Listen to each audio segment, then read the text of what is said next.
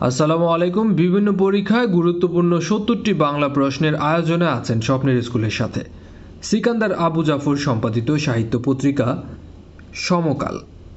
কোন পত্রিকাটিতে মুসলমানদের মহিমা, তথ্য, ঐতিহ্য সম্বন্ধে লেখা হতো সুধাকরে। বাংলা একাডেমি থেকে প্রকাশিত ষান্মাসিক পত্রিকা হচ্ছে ধান শালিকের দেশ। সাপ্তাহিক বেগম পত্রিকা ইংরেজি কোন সালে প্রথম প্রকাশিত হয়? 1947 সালে। বাংলাদেশ বিভাগোত্তর পূর্ব বাংলায় মহিলাদের সম্পাদনায় প্রথম প্রকাশিত পত্রিকার সম্পাদকের নাম নূরজাহান বেগম। বাংলা ভাষায় প্রথম আর্থসামাজিক এবং রাজনৈতিক বিষয়ে নাটক লেখেন দীনবন্ধু মিত্র। ব্রিটিশ ভারতে নীলকরদের অত্যাচারের কাহিনী উপজীব্য করে কে নাটক রচনা করেন? দীনবন্ধু মিত্র। বাংলা সাহিত্যের অনবদ্য উপন্যাস কপালকুণ্ডলা এর রচয়িতা হচ্ছেন বঙ্কিমচন্দ্র চট্টোপাধ্যায়।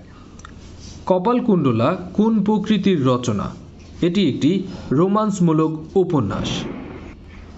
হুতুম প্যাঁচার নকশা এর রচয়িতা কালীপ্রসন্ন সিংহ। হুতুম প্যাঁচার নকশা কোন জাতীয় রচনা? এটি একটি রম্য রচনা। রবীন্দ্রনাথ ঠাকুরের কবিতা আমাদের ছোট নদী। রবীন্দ্রনাথ ঠাকুরের গদ্য কাব্য হচ্ছে পুনশ্চ।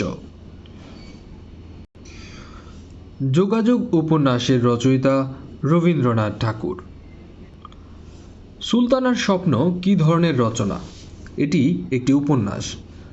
রোকেয়া সাখাওয়াত হোসেন এর কোন গ্রন্থটি ইংরেজিতে লেখা সুলতানার স্বপ্ন। বেগম রোকেয়া সাখাওয়াত হোসেন রচিত গ্রন্থ পদ্মরাগ। মতিচুর গ্রন্থের রচয়িতা রোকেয়া সাখাওয়াত হোসেন।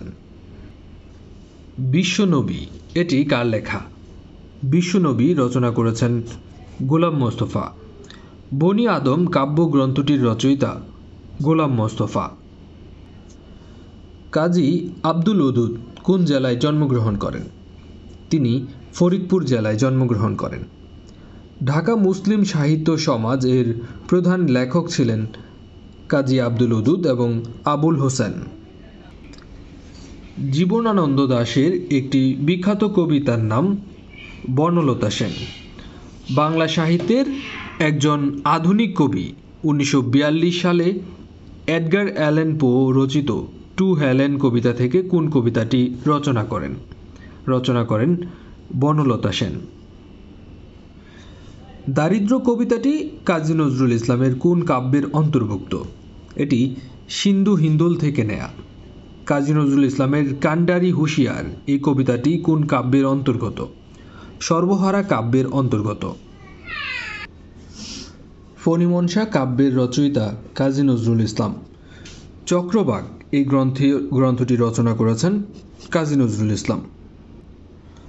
সর্বহারা কাব্যগ্রন্থটির রচয়িতাও কাজী নজরুল ইসলাম। রেখাচিত্র এটি কার রচনা? এটি রচনা করেছেন আবুল ফজল।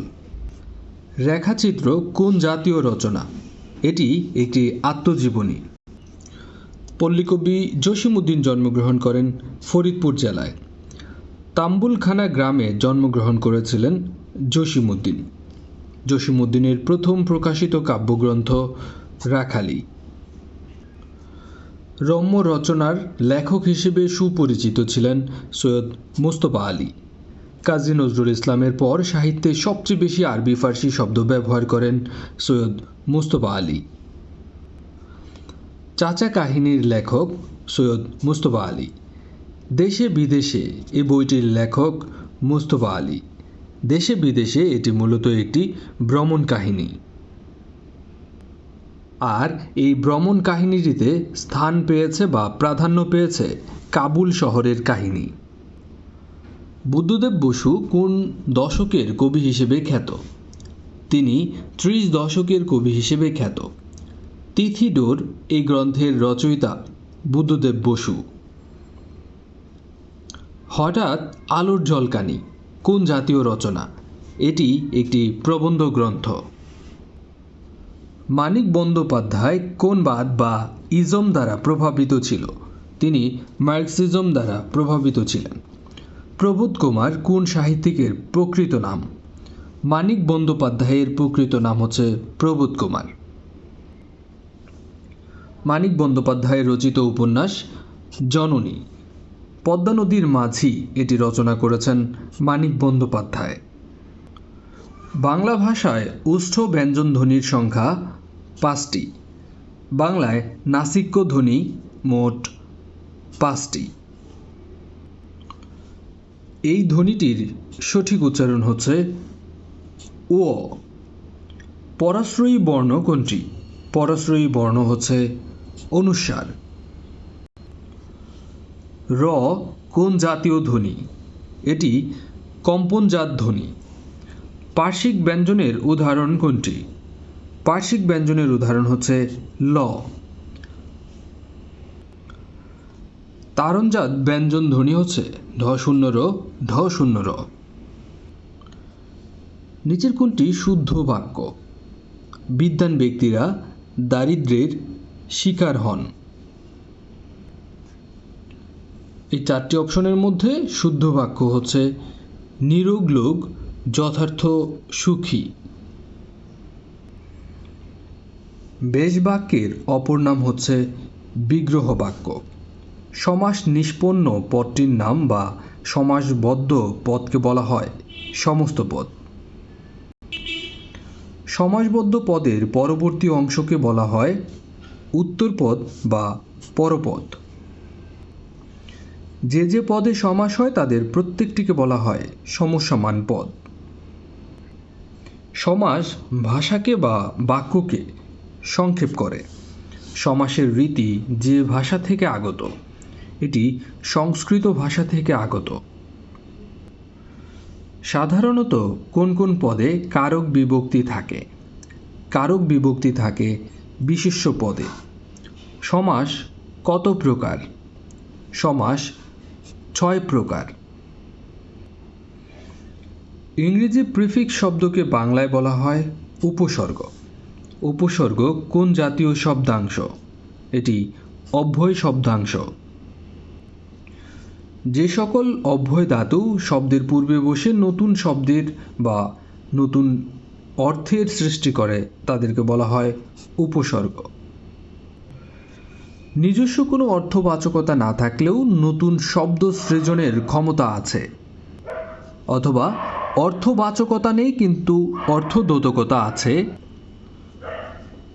উপসর্গের। পাতিহা শব্দটিতে পাতি উপসর্গ দিয়ে কি বোঝানো হয়? পাতি উপসর্গটি ছোট অর্থ বোঝায়। খাঁটি বাংলা উপসর্গ এখানে হচ্ছে রাম। সজাগ শব্দের স উপসর্গ কোন ভাষার? এটি বাংলা ভাষার উপসর্গ। হা উপসর্গটি কোন অর্থে ব্যবহার করা হয়? হা এটি অভাব অর্থে ব্যবহার করা হয়। প্রত্যয় কত প্রকার? প্রত্যয় 2 প্রকার। হের ওই দুয়ারে দাঁড়িয়ে কে? এই বাক্যে হের এটি কোন ধাতু? এটি হচ্ছে অজ্ঞাতমূল ধাতু। নিচের কোনটি নাম ধাতু? ঘুমা এটি একটি নাম ধাতু। পাঠক শব্দটি কোন শ্রেণীর ধাতু দ্বারা গঠিত? এটি সংস্কৃত ধাতু দ্বারা গঠিত। মৌলিক ধাতুর অপর নাম হচ্ছে সিদ্ধ ধাতু। শব্দের মূলকে বলা হয় প্রকৃতি। যে শব্দকে বা কোনো শব্দের যে অংশকে আর কোনো ক্ষুদ্রতম অংশে ভাগ করা যায় না তাকে বলা হয় প্রকৃতি। এক বা একাধিক বর্ণ মিলে কোনো অর্থ প্রকাশ করলে তাকে বলা হয় শব্দ। অর্থবোধক ধ্বনিকে বলা হয় শব্দ। শব্দের ক্ষুদ্রতম অংশ হচ্ছে ধ্বনি। শব্দের অর্থযুক্ত ক্ষুদ্রাংশকে বলা হয় রূপ। বাংলা ভাষায় শব্দ সাধন হয় না নিম্নোক্ত কোন উপায়ে? লিঙ্গ পরিবর্তন দ্বারা। নতুন শব্দ গঠন করে সমাস এবং সন্ধি।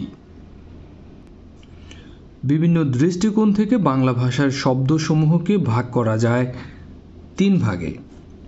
গঠন অনুসারে শব্দ কত প্রকার? গঠন অনুসারে 2 প্রকার। ছ্যামরা শব্দটির উৎস সংস্কৃত থেকে। খিস্তি খেউর এটি কোন ভাষার শব্দ? এটি বাংলা ভাষার শব্দ। তদ্ভব এর অর্থ হচ্ছে তার থেকে উৎপন্ন। চন্দ্র শব্দের তদ্ভব রূপ হচ্ছে চাঁদ। বন্দুক, বারুদ এগুলো হচ্ছে তুর্কি শব্দ। কোন শব্দটি ফরাসি? ফরাসি শব্দ হচ্ছে রেস্তোরাঁ। আতাত শব্দটি কোন ভাষা থেকে আগত? এটি ফরাসি ভাষার শব্দ। ইংরেজ এটি কোন ভাষার শব্দ? ইংরেজ হচ্ছে পর্তুগিজ ভাষার শব্দ। দাপ্তরিক কোন শব্দটি ইংরেজি ভাষা থেকে আগত? এজেন্ট শব্দটি ইংরেজি ভাষা থেকে আগত। বাবুর্চি শব্দটি এসেছে তুর্কি ভাষা থেকে। বাবা শব্দটি এসেছে তুর্কি ভাষা থেকে। অন্যদিকে দারোগা শব্দটিও তুর্কি ভাষার শব্দ। শর্বরী কথাটির অর্থ হচ্ছে রাত। যামিনী শব্দের অর্থ হচ্ছে রাত্রি। ভিভাবরী শব্দের অর্থ হচ্ছে রাত। স্বপ্নের স্কুলের প্রতিদিনের আয়োজনের সাথে থাকার জন্য আপনাদেরকে অসংখ্য ধন্যবাদ। আসসালামু আলাইকুম।